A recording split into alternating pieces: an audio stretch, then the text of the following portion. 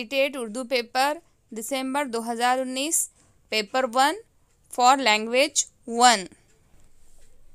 इसके बाद है नेक्स्ट क्वेश्चन, स्कूल की तालीमी पॉलिसी में ज़बान जानी जाती है।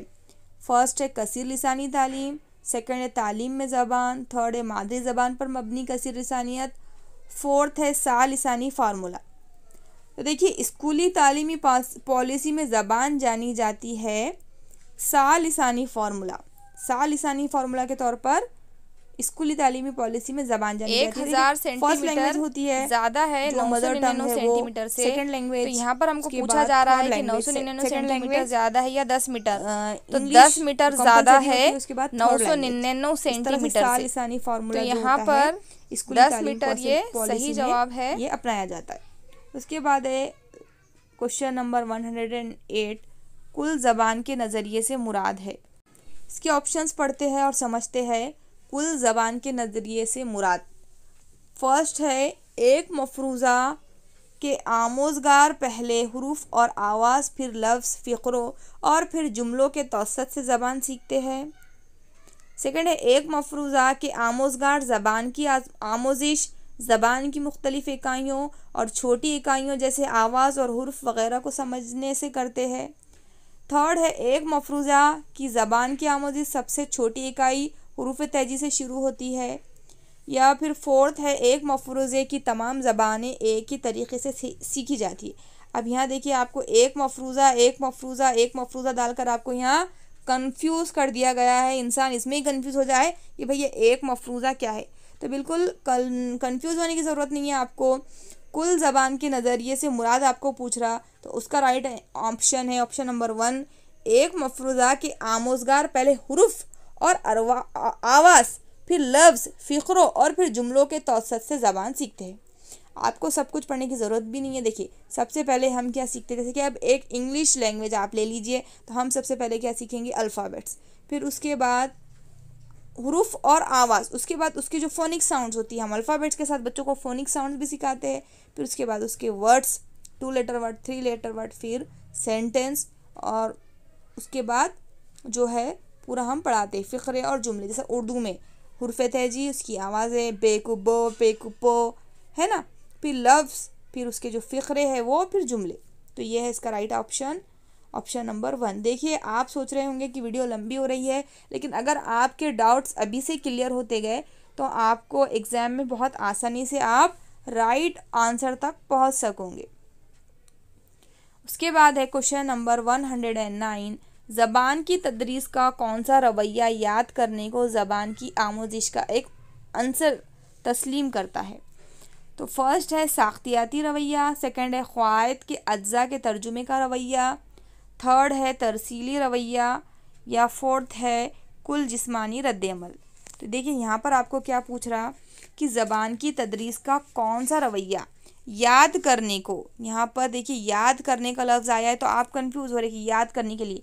अब देखिए साख्तियाती रवैया तो नहीं है, तरसीली रवैया भी नहीं है, कुल जिस्मानी रद्द-ए-अमल भी नहीं है।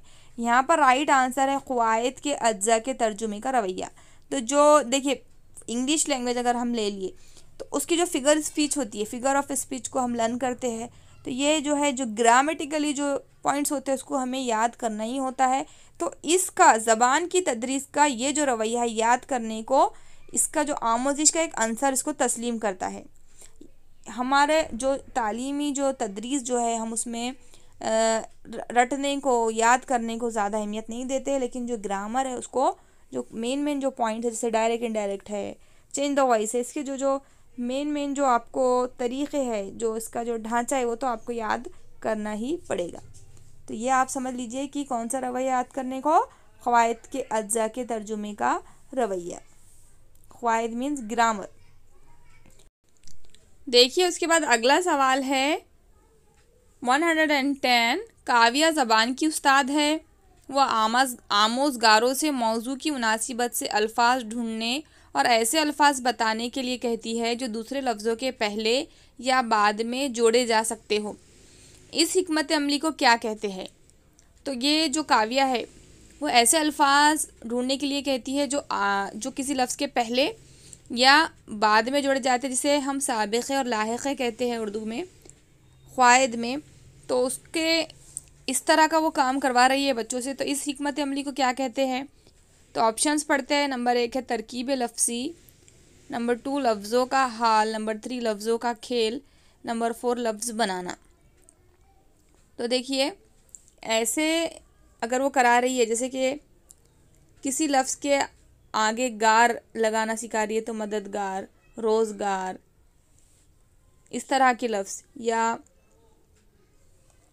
पहले किसी लफ्ज़ के लगाना सिखा रही है तो बेहद, बेवकूफ़, बेकायदा, बेतरतीब, इस तरह से।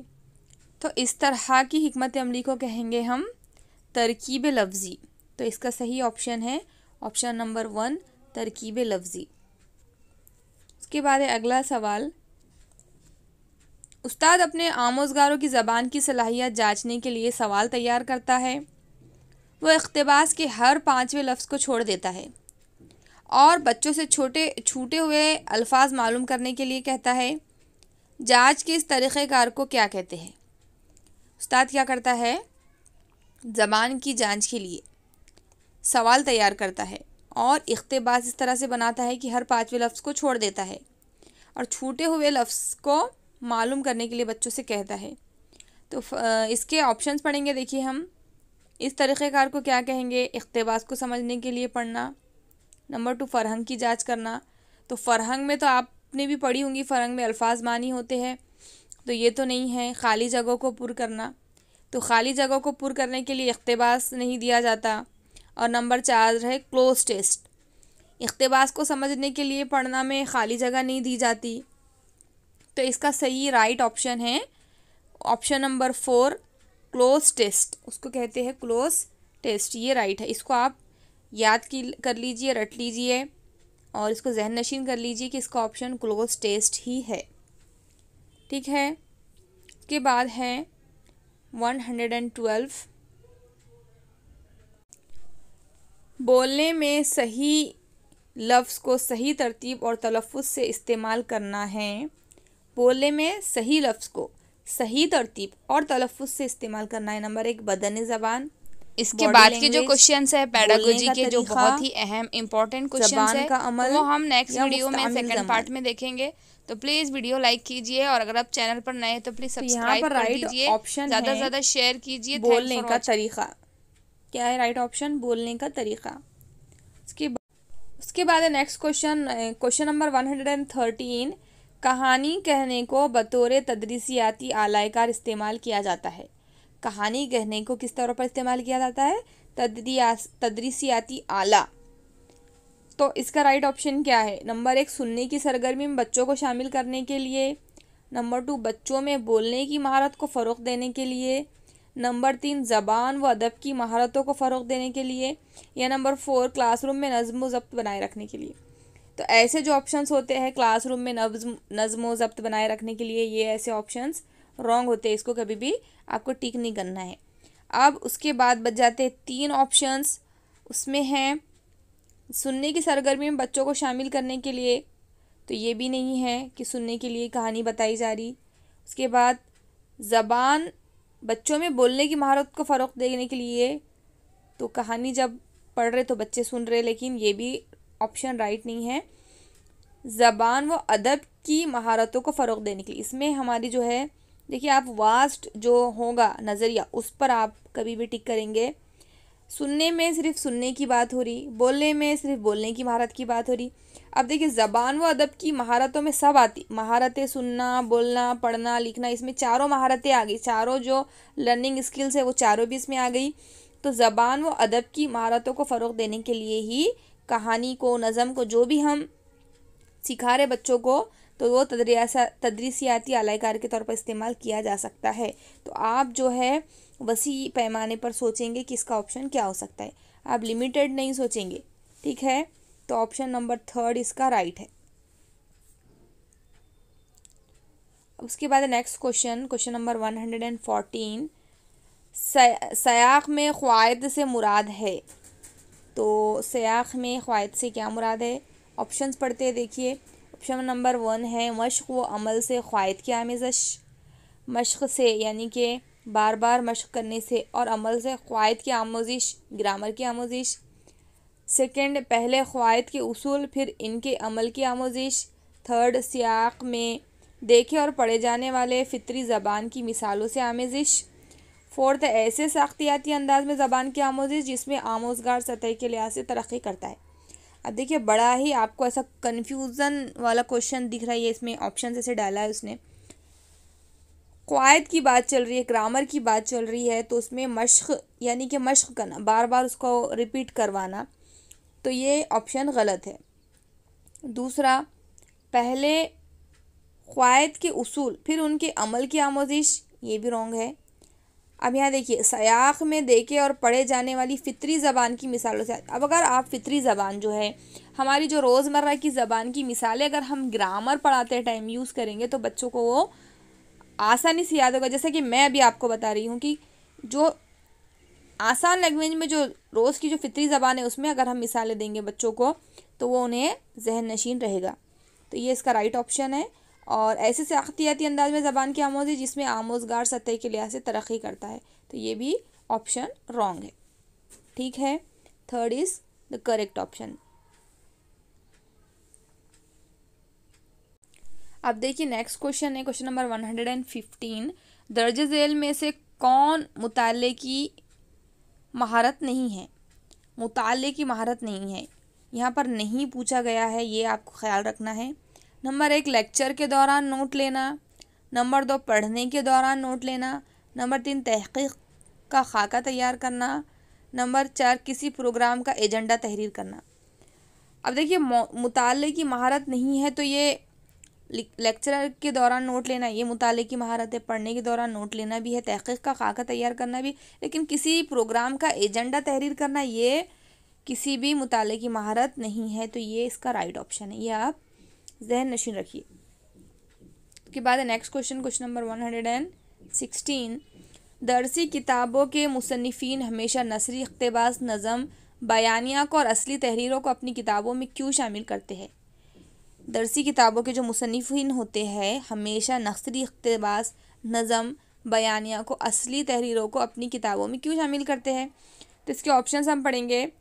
नंबर 1, वो मुस्तंद और फ़ितरी ज़बान में होती है। नंबर 2, दरसी किताबों के मुसन्निफ़ीन इन्हें पसंद करते हैं। नंबर 3, वो मश्क तैयार करने में माउन होती है। नंबर 4, वो मुताले के लिए मौजू होती है। तो यहाँ पर है, देखिए पहले ऑप्शन को अगर हम देखें, वो मुस्तंद और फ़ितरी ज़बान में होती है, तो फ़ितरी ज़बान जो है ये राइट ऑप्शन है। अब यहाँ पर बोला कि दरसी किताबों के मुसन्निफ़ीन इन्हें पसंद करते हैं, तो पसंद वगैरह का तो यहाँ पर हमें करेक्ट नहीं है, इसको नहीं टिक करना है। वो मश्क तैयार करने में माउन होती है, ये देखिए हेल्प के लिए होती है, मश्क के लिए मश्क तैयार करने में हेल्प होती है उससे, तो ये भी रॉन्ग है। वो मुताले के लिए मौजू होती है, क्या उसको पढ़ने से मुताले के लिए वही चीज़ मौजू होती है क्या? ये भी रॉन्ग है। तो यहाँ पर राइट ऑप्शन है वो मुस्तंद और फ़ितरी ज़बान में होती है, रोज़मर्रा की ज़बान में होती है, इसलिए वो ऐसे ऑप्शन ऐसे जो है नसरी, इक़्तिबास, नज़म में ऐसी तहरीरों को वो अपनी किताबों में शामिल करते हैं। ठीक है, नेक्स्ट क्वेश्चन है, क्वेश्चन नंबर 117। दर्ज झेल काम को क्या कहते हैं? उस्ताद अपनी रफ्तार से मतन को पढ़कर सुनाता है और आमोजगार ग्रुप में जल्दी जल्दी कुछ नुकात लिखते हैं और फिर बाद में मतन की दोबारा तश्कील करते हैं, तो उसे क्या कहते हैं? इमला कहते हैं। क्या क़वायद का इमला, दोबारा लिखने का काम, या बाहमी इमला? तो देखिए यहाँ पर इमला इमला इमला, आप परेशान हो रहे होंगे कि कौन सा सही है। तो ये देखिए यहाँ पर सही है, जो राइट ऑप्शन है आपका है क़वायद का इमला। उस्ताद क्या कर रहे, अपनी रफ्तार से मतन को पढ़कर सुना रहे और आमोजगार ग्रुप में जल्दी जल्दी कुछ नुकात लिखते हैं और फिर बाद में दोबारा उस मतन को दोबारा तश्कील करते हैं, तो ये है क़वायद का इमला।